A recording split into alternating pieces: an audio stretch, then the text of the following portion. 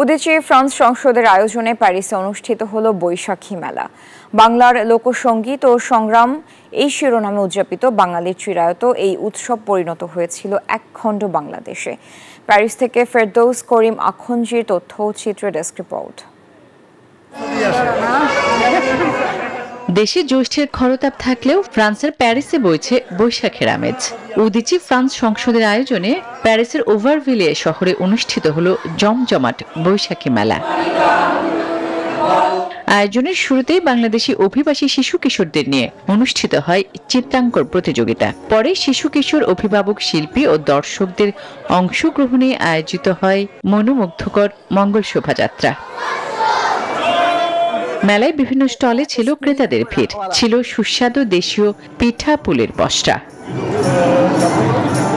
শেষে ছিল মনোজ্ঞ সাংস্কৃতিক অনুষ্ঠান। সেখানে সুরের জাদুতে মুগ্ধতা ছড়ান জনপ্রিয় ব্র্যান্ড জলের গানের Rahul Anand. Desk report, news 24।